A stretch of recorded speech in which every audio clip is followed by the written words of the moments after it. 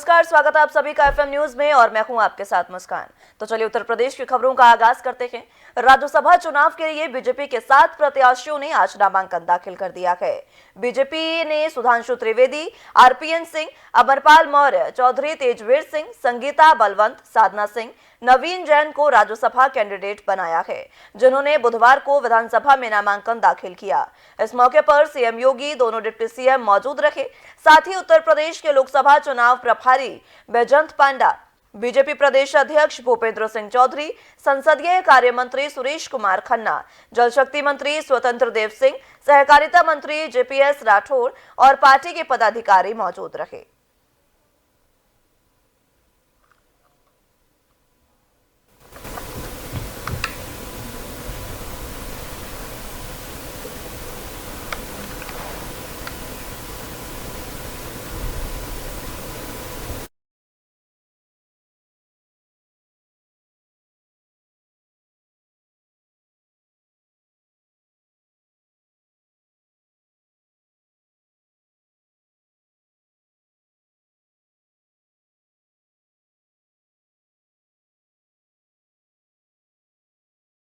बता दें कि राज्यसभा चुनाव के लिए नामांकन दाखिल कर दिया गया है। बीजेपी ने 7 प्रत्याशियों का ऐलान किया था और उसी की घोषणा के बाद आज 7 प्रत्याशियों ने अपना नामांकन दाखिल कर दिया है। आपको बता दें कि बीजेपी ने जिन प्रत्याशियों को राज्यसभा भेजा है उसमें सुधांशु त्रिवेदी भी एक है और इसी के साथ कई अन्य प्रत्याशी हैं जिनको राज्यसभा के लिए जिनका नाम फाइनल किया गया और उन्होंने आज नामांकन कर दिया है।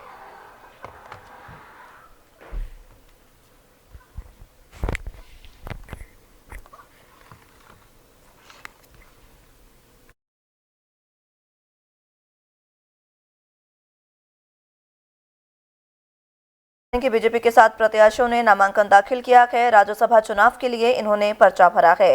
राज्यसभा चुनाव के लिए बीजेपी ने 7 प्रत्याशियों का ऐलान किया था, जिसमें सुधांशु त्रिवेदी, आरपीएन सिंह, अमरपाल मौर्य, चौधरी तेजवीर सिंह, संगीता बलवंत, साधना सिंह, नवीन जैन को राज्यसभा उम्मीदवार बनाया था, जिन्होंने आज पर्चा भर दिया है। इन सभी 7 कैंडिडेट्स ने जब पर्चा भरा तो इस दौरान उत्तर प्रदेश के मुख्यमंत्री योगी आदित्यनाथ, डिप्टी सीएम ब्रजेश पाठक और डिप्टी सीएम केशव प्रसाद मौर्य उपस्थित रहे। साथ ही साथ लोकसभा चुनाव प्रभारी बैजंत पांडा, बीजेपी प्रदेश अध्यक्ष भूपेंद्र सिंह चौधरी, संसदीय कार्य मंत्री सुरेश कुमार खन्ना, जल शक्ति मंत्री स्वतंत्र देव सिंह, सहकारिता मंत्री जेपीएस राठौर और पार्टी के पदाधिकारी मौजूद रहे। इन सभी की मौजूदगी में यह नामांकन दाखिल किया गया है। आपको बता दें कि बीजेपी ने एक बार फिर से सुधांशु त्रिवेदी पर भरोसा जताया है और उन्हें राज्यसभा भेज दिया है। साथ ही साथ अमरपाल मौर्य, चौधरी तेजवीर सिंह को भी राज्यसभा भेजा गया है।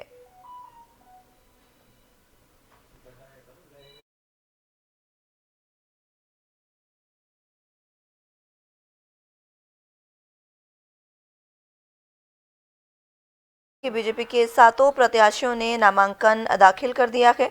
इस दौरान नामांकन के समय खुद सीएम योगी उनके साथ मौजूद रहे और सीएम की मौजूदगी में ही ये जो नामांकन है वो दाखिल किया गया है। बता दें कि बीजेपी ने सुधांशु त्रिवेदी, आरपीएन सिंह, अमरपाल मौर्य, चौधरी तेजवीर सिंह, संगीता बलवंत, साधना सिंह, नवीन जैन को राज्यसभा कैंडिडेट बनाया है।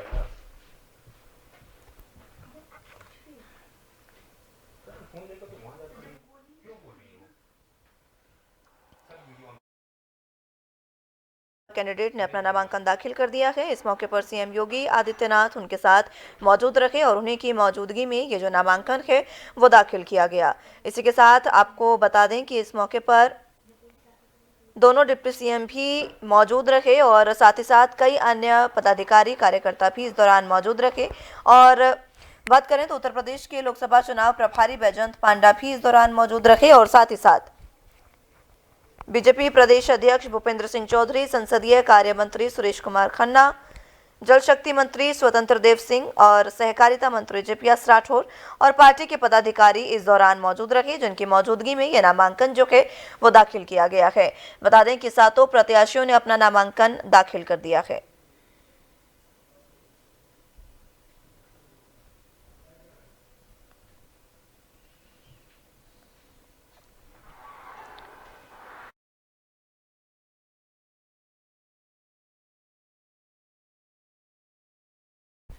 चलिए, तो इसी खबर पर ज़्यादा जानकारी के लिए हमारे साथ पॉलिटिकल एडिटर रामानुज भट्ट जुड़ चुके हैं।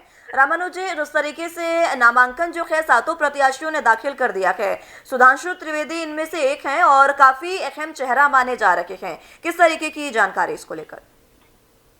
देखिए, अगर बात की जाए कि सातों प्रत्याशियों ने आज जो है नामांकन दाखिल किया है और ऐसे में मुख्यमंत्री योगी आदित्यनाथ, इसके साथ साथ दोनों डिप्टी सीएम, प्रदेश अध्यक्ष और स्वतंत्र देव सिंह और खुद जो है विभागीय जो है वित्त मंत्री भी उस दौरान मौजूद रहे। और ऐसे में अगर बात की जाए तो कहीं ना कहीं इस स्थिति को देखते हुए भारतीय जनता पार्टी का जो ये 7 सीटें हैं, इस पे जो है ये माना जा रहा है कि उनका जीतना लगभग तय माना गया है। और ऐसे में अगर बात की जाए तो कहीं ना कहीं इस सीटों की अगर बात की जाए तो समाजवादी पार्टी भी 3 सीटों पर जो दावेदारी ठोकी है, उस 3 सीटों की दावेदारी में कितना जो है वो जो है जीत पाई, क्योंकि कई ऐसे प्रत्याशी, कई ऐसे जो उनके समर्थक थे, या यूं कहें कि आरएलडी उनसे अलग हो गई, सुभाषपा उनसे अलग हो गई, और अब पल्लवी पटेल ने भी जो है पल्ला झाड़ दिया। लेकिन समाज जो है भारतीय जनता पार्टी की 7 सीटें जो है वो कंफर्म है और उन्हीं पे ही भारतीय जनता पार्टी अपना प्रत्याशी उतार रही है और आज उन्हीं प्रत्याशियों ने नामांकन दाखिल किया है। जी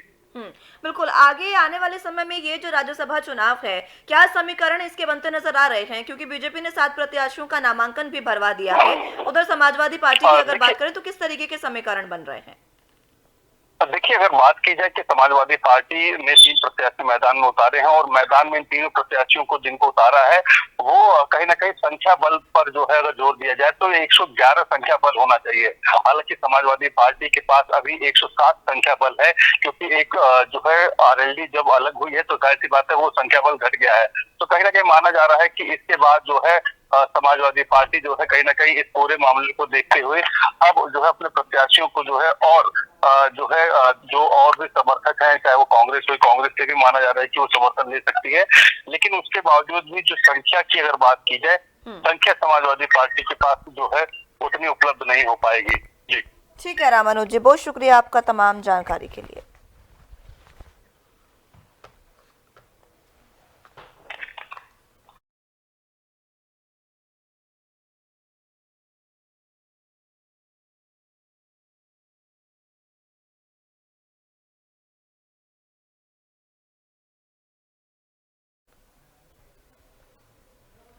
चलिए, तो खबरों में आगे बढ़ते हैं। उत्तर प्रदेश के मुख्यमंत्री योगी आदित्यनाथ बुधवार को वाराणसी के दौरे पर रखे।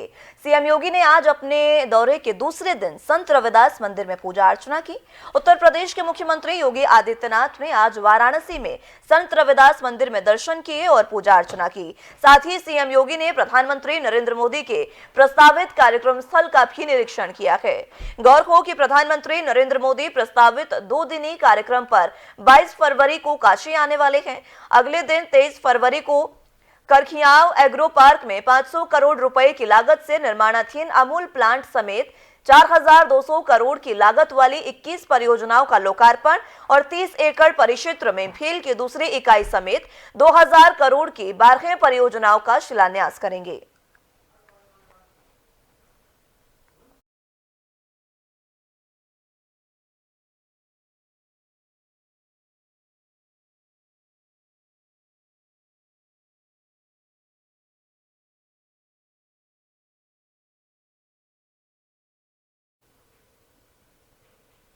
लोकसभा चुनाव की रणनीति बनाने के लिए बीजेपी के उत्तर प्रदेश चुनाव प्रभारी बैजयंत पांडा लखनऊ पहुंचे हैं। उन्होंने पार्टी मुख्यालय में कार्यकर्ताओं को संबोधित किया और कहा कि बीजेपी इस बार प्रदेश के सभी 80 सीटों पर जीत हासिल करने में कामयाब रहेगी। बीजेपी के उत्तर प्रदेश चुनाव प्रभारी ने बैजयंत पांडा ने लखनऊ स्थित बीजेपी मुख्यालय में कार्यकर्ताओं को संबोधित करते हुए कहा कि बीजेपी सभी वर्गों से प्रतिनिधित्व देने में सफल रही है।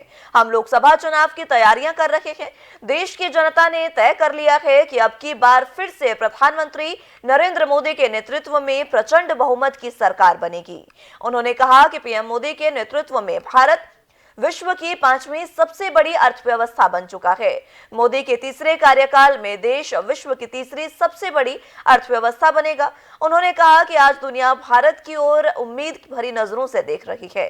मुख्यमंत्री योगी के नेतृत्व में उत्तर प्रदेश में अपराध मुक्त हो चुका है। जनता ने जो बदलाव देखा है उसे बरकरार रखना चाहती है। राम जी की कृपा से इस बार बीजेपी प्रदेश की सभी 80 लोकसभा सीटें जीतेगी।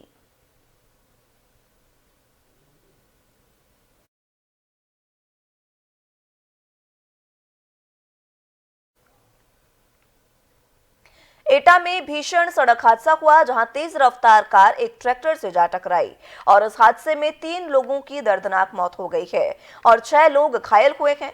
वहीं सूचना मिलने पर पुलिस ने शवों को पोस्टमार्टम के लिए भेज दिया है और घायलों को इलाज के लिए हायर सेंटर भी भेजा है, जिसका इलाज चल रहा है। साथ ही पुलिस आगे की कार्रवाई कर मामले की जांच में जुट गई है।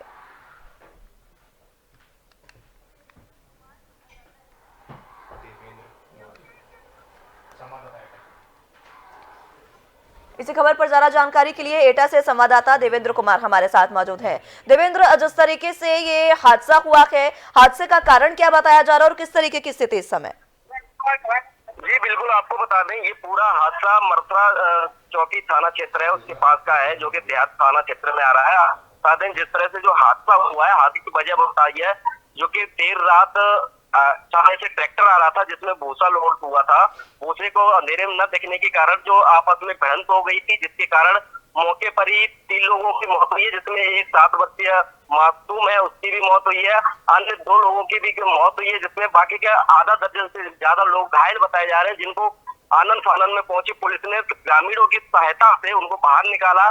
बाहर निकालने के बाद उनको एटा मेडिकल कॉलेज भर्ती कराया है। वहीं से तीनों शवों को पुलिस ने पंचनामा भरने के बाद पोस्टमार्टम की कार्रवाई कराई है। जी मामले में आगे किस तरीके की कार्रवाई की जा रही है और हादसे का कारण क्या धुंध बताई जा रही है? बिल्कुल, हादसे का कारण है जिस तरह से जो ट्रैक्टर होते हैं भूसा वाले जो ओवरलोड होते हैं, काफी जो वन साइड रोड होता है तो उनको दोनों साइड की जगह कवर कर लेते हैं। वो अंधेरे में न दिख पाना, ऐसे में जो छोटे वाहन होते हैं वो आपस में उसमें टकरा जाते हैं। जो ट्रैक्टर की ट्राली होती है वही हादसा ये हुआ है, जो कि जो इको है इको उसमें जाकर के लगी थी, जो कि मौके पर ही चकनाचूर हो गई है, जिसको की काटने के बाद शवों को बाहर निकाला गया है गाड़ी को। उसके बाद जो शव है बड़ी मुश्किल से बाहर निकाले गए थे, जिसके बाद वहीं बताई जाती है जो बारात की गाड़ी थी वो कि कासगंज जा रही थी एटा की साइड से, जब इस दौरान यह हादसा हुआ है। ठीक है देवेंद्र, बहुत शुक्रिया आपका तमाम जानकारी के लिए।